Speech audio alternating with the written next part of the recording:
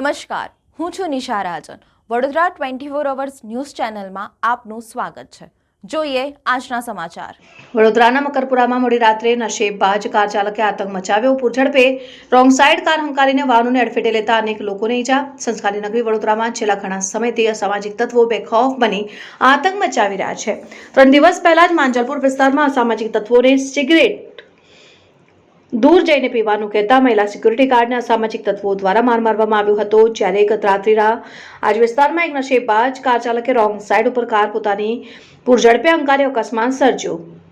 આ અંગે પ્રાપ્ત માહિતી અનુસાર શહેરના મકરપુરા વિસ્તારમાં નશામાં ચકનાચૂર થઈ વાઇસ ખાન નામના યુવકે પોતાની કાર રોંગ સાઈડ ઉપર હંકારી વાહન ચાલકોને અડફેટે લઈ અકસ્માત સર્જ્યો હતો. અકસ્માતમાં અનેક લોકોને ઈજા પહોંચતા ઈજાગ્રસ્તોને સારવાર માટે હોસ્પિટલ ખસેડાયા.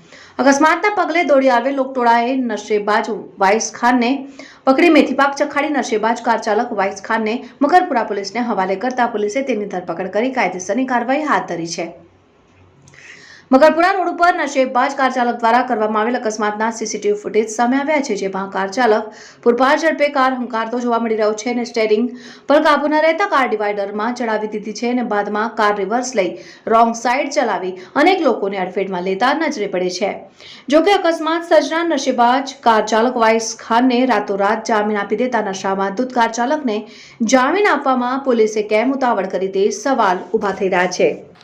ગઈકાલે રાત્રે કલાક 21:34 વાગે એટલે 9:30 વાગ્યાની આસપાસ આપણને એક કંટ્રોલ વર્દી મળી. એમાં એવું જણાવેલું કે એક માણસ છે Maneja crossing Laxminagar society road Annapurna સ્ટોરની સામે એક ઈસમ છે, એને દારૂ પીને કાર ચલાવતા લોકોએ પકડ્યો છે અને લોકો એને માર મારે છે. આ પ્રકારની આપણને કંટ્રોલ વર્દી આવી. પીસીઆર ત્યાં તાત્કાલિક પહોંચી, પીસીઆર 26, અને ત્યાં તપાસ કરતાં એક કાળા કલરની યુન્ડાઈ ઓરા કાર, એનો નંબર છે GJ6PM 6851 6851. આ જે ચાલક છે એનું નામ છે વૈશ મોહમ્મદ સફીક પઠાણ. ઉંમર એની 38 છે અને સ્ક્રેપનો વેપાર કરે છે. માણેજા ક્રોસિંગ પાસે મોઇન પાર્કમાં એ રહે છે. આ વ્યક્તિ જે છે એ દારૂ જેવા કેફી પીણાનો નશો કર્યો હોય એવું આપણને જણાઈ આવતા આપણે તાત્કાલિક એને પછી પોલીસ સ્ટેશન લાવીને કાયદેસરની કાર્યવાહી કરી છે. આઈપીસી 279 અને MV એક્ટ કલમ 185 મુજબ ગુનો દાખલ કર્યો છે અને આરોપીને એરેસ્ટ કરવામાં આવેલો છે. એ મેડિકલ એનું કરાવેલું છે. મેડિકલ રિપોર્ટ આવી હતી એની કરાઈ થશે.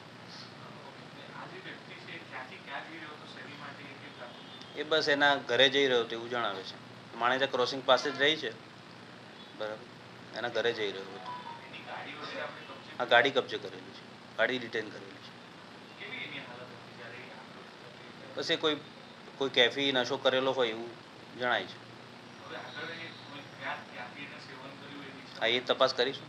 અત્યારે તો પ્રાથમિક આ ગુનો દાખલ કર્યો છે, આરોપી એરેસ્ટ કર્યો છે. હવે આગળની આખી તપાસ ચાલુ છે. એનું લાયસન્સ પણ આપણે રદ કરાવવા માટેની પ્રોસેસ કરીશું. ફરિયાદી પોલીસ છે, સરકાર તરફે ફરિયાદ કરેલી છે. કોઈ બીજા માણસોને ઈજા થઈ હોય એવું આપણા ધ્યાનમાં આવેલું નથી. આપણે આસપાસની હોસ્પિટલોને બધું ચેક કર્યું છે, પણ કોઈને ઈજા થઈ હોય એવું આપણે હજુ સુધી ધ્યાનમાં આવેલું નથી.